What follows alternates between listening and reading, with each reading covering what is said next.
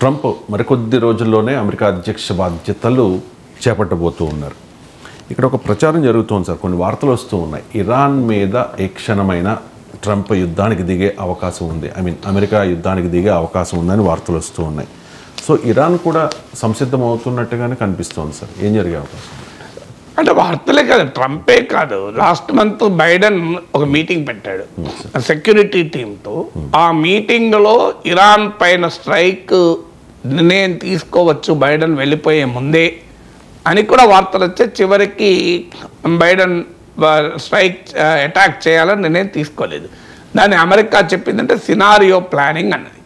So అందువల్ల Iran పైన యుద్ధానికి ట్రంప్ అధికారంలోకి రావడమే కాదు, ట్రంప్ అధికారంలోకి రాకముందు నుంచి కూడా ఆ ప్రయత్నాలు జరిగాయి. అందువల్ల ట్రంప్ పవర్లోకి వస్తే బహుశా ఈ ప్రయత్నాలు మరింత ఉధృతమయ్యే అవకాశం ఉంది. ఎందుకంటే ఇజ్రాయిల్ కూడా ఇంకోవైపు నుంచి ఇరాన్ పైన యుద్ధం ప్రకటించడానికి సిద్ధపడుతున్నాయి. సో ఇజ్రాయిల్ సిద్ధపడుతున్న సమయంలో బైడెన్ న్యూక్లియర్ ఫెసిలిటీస్ను, ఆయిల్ ఫెసిలిటీస్ను ముట్టుకోకండి, మిగతా మిలిటరీ టార్గెట్స్ని అటాక్ చేయవచ్చు అని బైడెన్ అన్నాడు. ట్రంప్ అయితే attack the nuclear facilities first అన్నాడు. అందువల్ల ఇప్పుడు అమెరికా, ఇజ్రాయిల్ రెండు దేశాలకు కూడా ఏ క్షణమైనా ఇరాన్ పైన యుద్ధం చేయవచ్చు అనే వార్తలు చాలా బలంగా వస్తున్నాయి. ఇదే స్పెక్యులేషన్ కూడా కాదు, ఆల్రెడీ ఇజ్రాయిల్ ఆ ప్రిపరేషన్లో ఉంది. బైడెనే సెక్యూరిటీ మీటింగ్ పెట్టాడు, ట్రంప్ కూడా తన నిపుణులు, తన సలహాదారులతో మీటింగ్ పెట్టాడు. సో దీన్ని అమెరికా సినారియో ప్లానింగ్ అంది.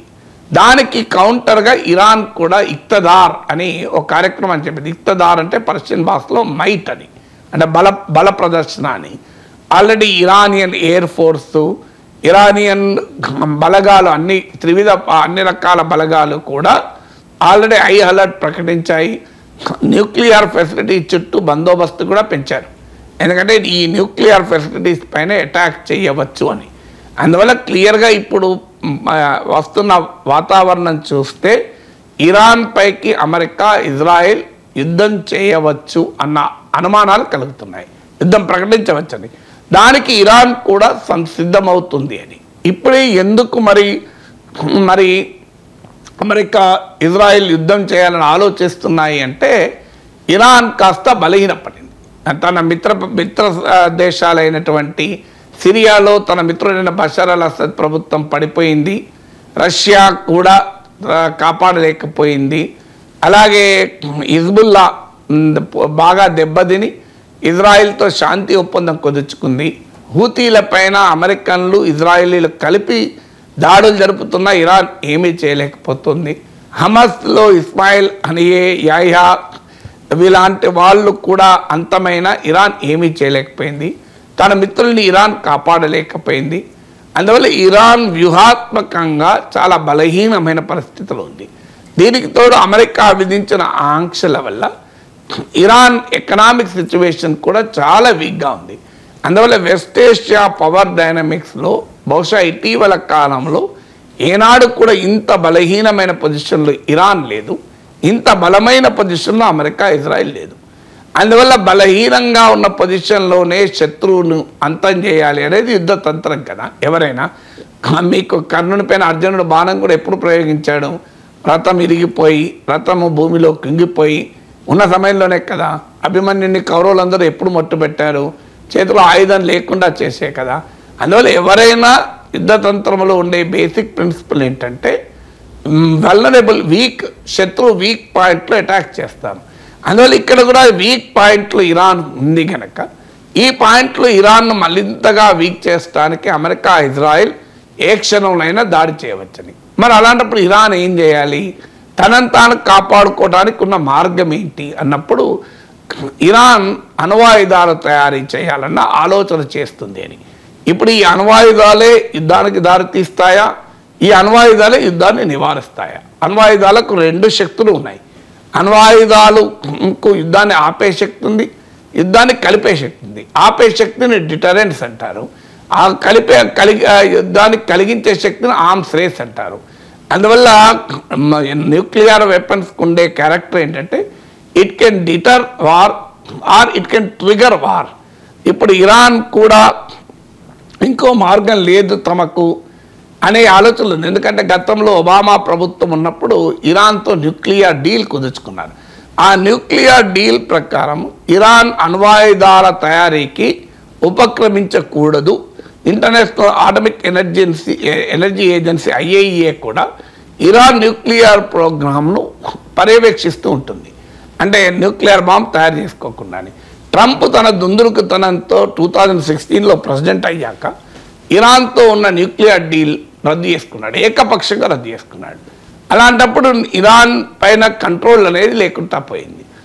ఇరాన్ ఇదివరకు డిసెంబర్ నాటికే అమెరికా వర్గాల రిపోర్ట్, అది ఎంత నిజమో మనం ఖచ్చితంగా వ్యాలిడేట్ చేయలేము, కానీ అమెరికన్ వర్గాల కథనం ఏంటంటే యురేనియం ఎన్రిచ్మెంట్ అంటారు దాన్ని, ఆ ప్రాసెస్ను. ఇది యురేనియం ఎన్రిచ్మెంట్ ప్రాసెస్ను 60% వరకు డిసెంబర్ నాటికే కంప్లీట్ చేశారు. ఇప్పుడు 90% వరకు కూడా వచ్చారు. తేడా ఏంటి? ఎన్రిచ్మెంట్ దాని సైన్స్లోకి వెళ్లకుండా సింపుల్గా చెప్పాలంటే 60% ఎన్రిచ్మెంట్ చేసినప్పుడు ఆ యురేనియంతో బాంబు తయారు చేయలేము, కానీ 90% ఎన్రిచ్మెంట్ చేసినప్పుడు ఆ యురేనియంతో బాంబు తయారు చేయవచ్చు. మీకు చాలా సింపుల్గా అర్థం కావాలంటే మనం ఒక మిరపకాయ బజ్జీ చేయాలనుకోండి, మూకుడు పెట్టి నూనె పోస్తాం. నూనె ఒక పర్టిక్యులర్ టెంపరేచర్ ఉష్ణోగ్రతకు వచ్చినప్పుడు మీరు అప్పుడు బజ్జీ వేస్తే బజ్జీ కోలుతుంది, లేకపోతే గోలదు బజ్జీ, దారుణంగా ఉంటుంది పరిస్థితి. అందుకే మన అమ్మ ఏం చేస్తుంది, కొద్దిగా శనగపిండిని చిలకరిస్తుంది నూనె వేడైందా లేదా అని చూస్తానికి. సో అందువల్ల 90% ఎన్రిచ్మెంట్ అంటే ఏంటంటే నూనె బజ్జీ వేస్తానికి సరిపడినంతగా వేడి అయింది అని అర్థం. సో సింపుల్గా చెప్పాలంటే కరెక్ట్గా పోలిక కాదు. అందువల్ల 90% ఎన్రిచ్మెంట్ అంటే that is called weapon grade material. So weapon grade ready చేసుకుని మిసైల్స్ ఉన్నాయి, ఎనీ మూమెంట్ న్యూక్లియర్ బాంబుకు పోవచ్చు అనేది అనుమానం. అప్పుడు ఏం చేయాలి? మరి ఏం చేయాలి? ఇరాన్ వైపు నుంచి యుక్రెయిన్ తన సోవియట్ యూనియన్ వారసత్వంగా వచ్చిన అణ్వస్త్రాలన్నీ వదులుకున్నది. వదులుకున్నప్పుడు అమెరికా, పశ్చిమ దేశాలు, రష్యా ప్రామిస్ చేస్తాయి నీ భద్రత మేం గ్యారంటీ అని. ఏం జరిగింది? రష్యా యుద్ధం చేసింది, అమెరికా, పశ్చిమ దేశాలు కాపాడలేకపోయాయి. ఇప్పుడు యుక్రెయిన్ పట్టిన గతి మాకు పట్టవచ్చు కదా అని అణ్వాయుధాలు చేసుకోకపోతే మాకు రక్షణ ఉండదు. అందుకే భారతదేశం కూడా అణ్వాయుధాల తయారీ సామర్థ్యాన్ని కలిగి ఉన్నది. ఇప్పుడు ఉత్తర కొరియా కూడా ఎందుకు చేస్తోంది? ఇప్పుడు ఇరాక్ చేయలేదు, అణ్వాయుధాలు తయారు చేసుకోలేదు, ఏం గతి పట్టింది? లిబియా తయారు చేసుకోలేదు, ఏం గతి పట్టింది? సిరియా తయారు చేసుకోలేదు, ఏం గతి పట్టింది? ఇప్పుడు లిబియా, సిరియా, ఇరాక్, ఉక్రెయిన్ల పరిస్థితి చూశాక ఏ కంట్రీకైనా ఏమనిపిస్తుంది? ఒకవైపు ఏమో ఇరాక్, లిబియా, సిరియా, ఉక్రెయిన్, మరోవైపు ఏమో ఇరాన్, ఉత్తర కొరియా. మీరు ఈ అగ్రరాజ్యాల దాడుల్లో ఇరాక్ దెబ్బతిన్నది, లిబియా దెబ్బతిన్నది, సిరియా దెబ్బతిన్నది. 3 దేశాల అధ్యక్షులు 2 చనిపోయారు, ఒకరు రష్యాకు పారిపోయారు. ఉక్రెయిన్లో శిథిలమై ఉంది. అంటే అణ్వాయుధాలు చేసుకొని వదులుకొని దేశాలు మన ఆశ్రయం అయ్యాయి. ఉత్తర కొరియాలో అమెరికా ఏమీ చేయలేకపోతుంది, ఇరాన్ ఏమీ చేయలేకపోతుంది. దీని నుంచి వాళ్ళు డ్రా చేస్తున్న లెసన్ ఏంటంటే మాకు అణ్వాయుధాలు ఉంటేనే రక్షణ ఉంటుంది అని. కానీ ఇరాన్ ఎక్కడ అణ్వాయుధాలు తయారు చేస్తుందో దాన్ని ముందుగానే నాశనం చేయాలని అమెరికా ఆలోచిస్తోంది. అందువల్ల నేను ఇంతకుముందు చెప్పినట్టు nuclear weapons can lead to war, can prevent war, deter war. ఇప్పుడు ఏం జరుగుతుందో చెప్పలేము. అందువల్ల ఒక భయంకరమైన ప్రమాదకరమైన క్రాస్ రోడ్స్లో ఇవాళ ఇరాన్ ఉంది. ఎనీ మూమెంట్ అమెరికా ఇజ్రాయెల్ యుద్ధం ప్రకటించవచ్చు, దానికి ఇరాన్ కూడా సిద్ధమవుతుంది. అంటే ఒకవైపు అమెరికా సినారియో ప్లానింగ్ చేస్తోంది, ఇరాన్ ఇక్తదార్ తన బల ప్రదర్శన చేస్తోంది.